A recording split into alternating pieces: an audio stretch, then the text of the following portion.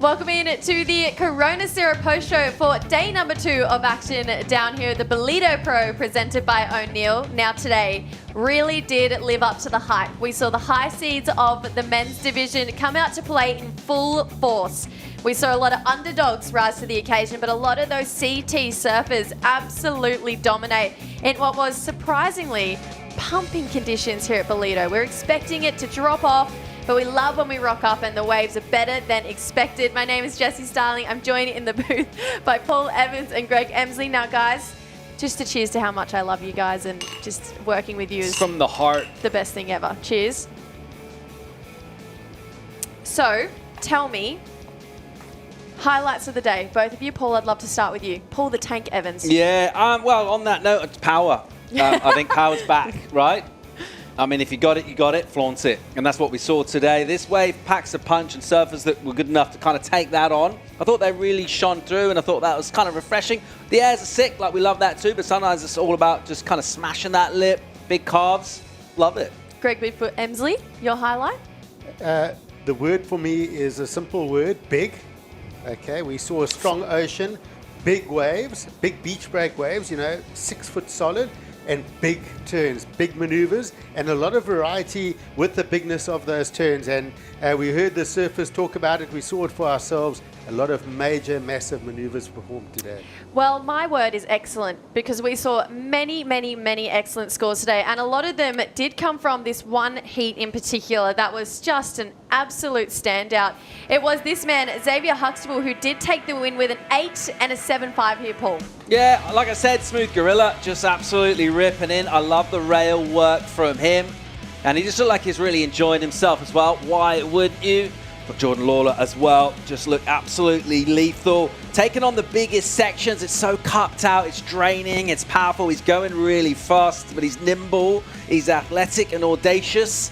Absolute show, but I just thought Huxtable was a class above in this, and even in the interview afterwards, you could tell how much he enjoys his surfing. Obviously, when you win, you're happy, but that was brilliant from him. Yeah, I just think Xav is such a fun surfer to watch, and there's that power that you love too. So Geordie Lawler actually getting the highest wave of that heat. It was that 2-turn combo with a really critical end turn, but it was Iago Dominguez and Caleb Tancred who fell short of the fight today. Really, really convincing performance from both Xavier and Geordie. That backhand 2-turn combo, though, Greg, was pretty impressive. Yeah, Geordie is just looking so sharp, and he built in that heat. He really looked really fast through those maneuvers, but as that heat built, he just got those combos in with those big, crisp turns off the top, and then comboing it up with those solid finishes. Well, his travel buddy is Taj Lindblad, and he happened to win that last heat of the day. He is with Mike Frew on the glass. Taj, great heat win, final heat of the day there. You brought some of that family momentum from your sister winning Brazil there. Must have got inspired by her, take a little bit of that momentum into that heat. You said you stuck to your heat strategy throughout. What was it out there?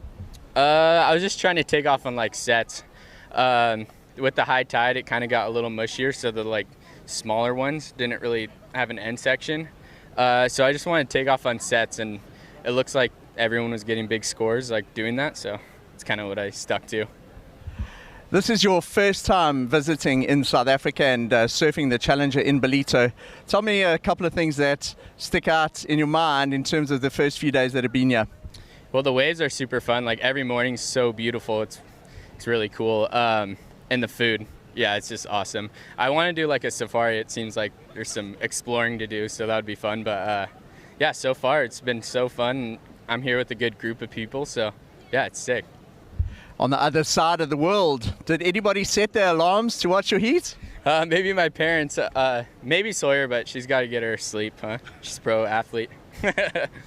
Oh, great stuff. Taking the win there.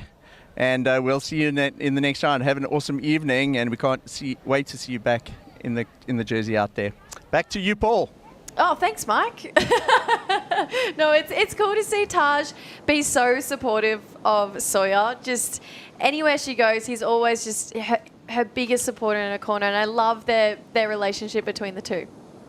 She's an inspo as well, right? Absolutely. I mean, she's kind of the role model right now. She's showing how you do it.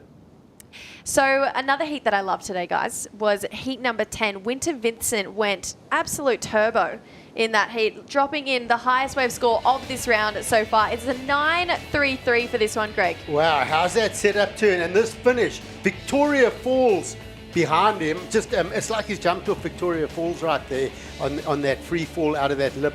And at that point, the highest score matching Sierra Kerr with the 9.33. And then this huge turn from the chap that was in the studio here, Luke Ginaldo. He's riding a slightly longer board, a 6-1. And he's getting some solid maneuvers and some big scores of his own with an 8.5. Yes, look at these waves though. I mean, it's so dreamy. Put real high quality surfers out in these kind of conditions and we kind of know what's going to happen. I think at a winter, and he's already gone huge here in the past. 2 years ago was his big result, went to the semi, so he loves the wave and you can see why. He's got such good rhythm too. So Winter Vincent, extremely convincing, and you always have high hopes for someone like Winter. He's so smooth, he's got impeccable timing, and living up to those expectations right now, Paul.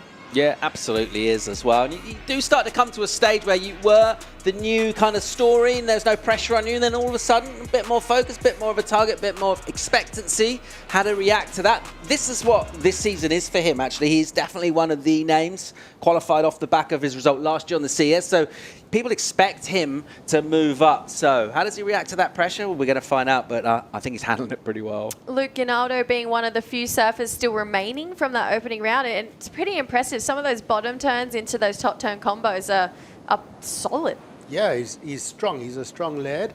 Big turns, and I like the fact that he's actually been riding his step-up board, a 6-1, a little bit more rail work, and you see he gets drive out of those turns, and it throws lots of spray and looking really strong for the judges. In fact, a few of the surfers opting for a slight step-up. I'm quite amazed at this contest, the size of boards. We're hearing 6.1, 6.2s. It's almost like the surfboard sizes have jumped back up a little bit again. We just touched on it when we had him in here, didn't we? We're working with Brad Gerlach, and if you look at like Ger's stable, obviously different surfers and varieties of surfers, but they've all had one thing, and that's the technique. Technique really good, and when you've got a great technique, you can go a little longer with the board. It's going to look really, really good, and that's what happens. Yeah, I'm impressed. I'm loving what he's bringing to the table right now. We do have another couple of days of surfing. We've got about 4 or 5 ahead of us, and today, like I mentioned at the start, was a pleasant surprise. We didn't expect the waves to show up quite like they did. So let's go to our friends at Surfline, see what we have on offer for the rest of this window here. And Greg, no one knows this coastline better than you.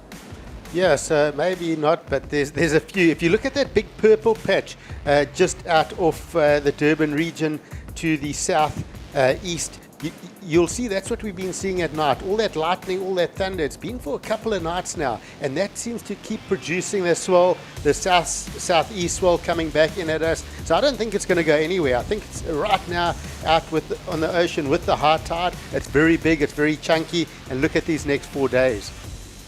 Solid surf. Some people said maybe slightly bigger tomorrow. We're a little surprised to see it ramped up a touch this morning as well. Positive surprise as well. But what we do know is we're going to have waves, and there's nothing better really when you can see that there's going to be waves each day. There's going to be opportunities for everybody.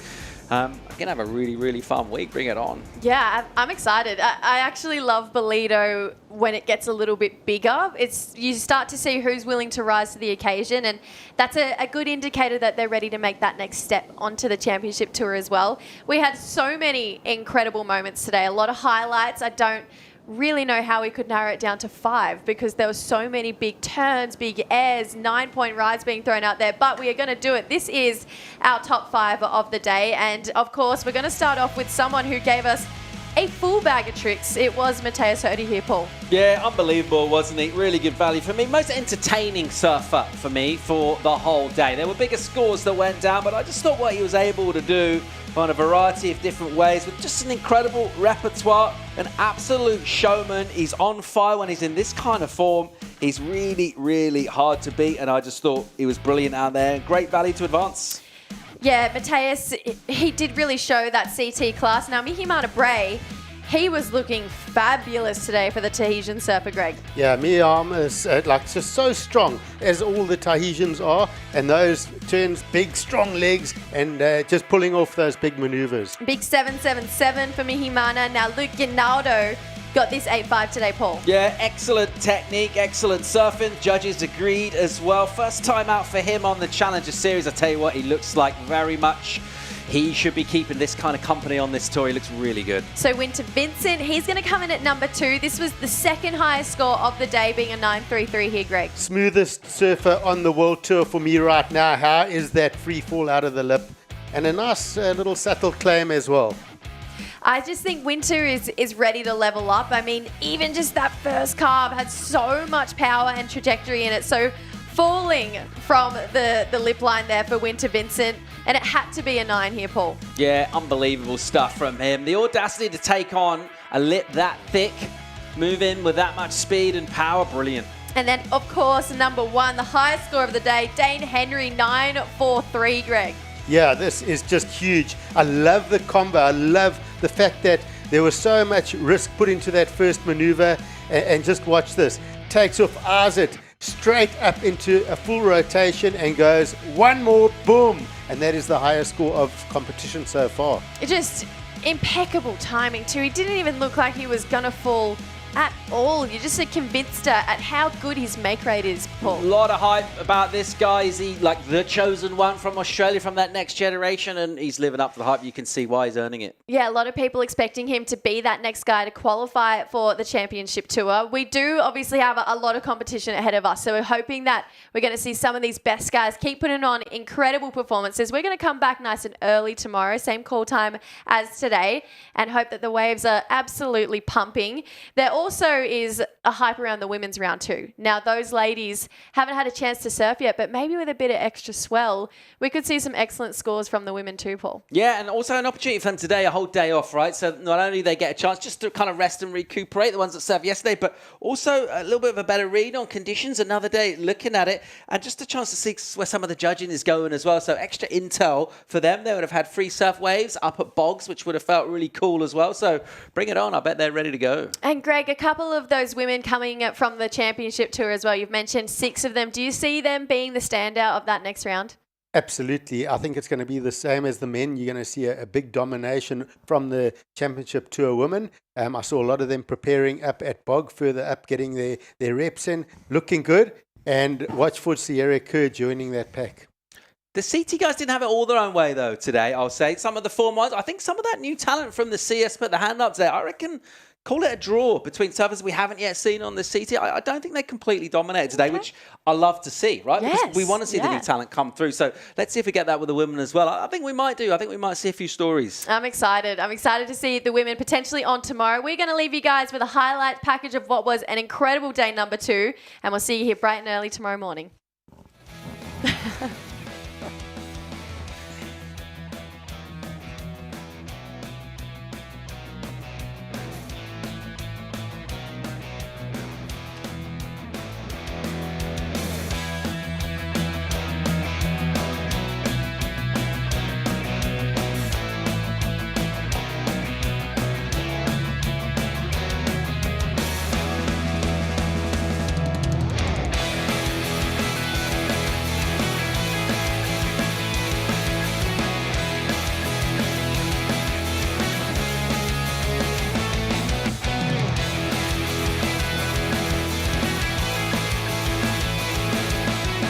This copyrighted event broadcast is produced by the World Surf League for broadcast around the world and may not be retransmitted, reproduced, rebroadcast, or otherwise distributed or used in any form without the written consent of the World Surf League.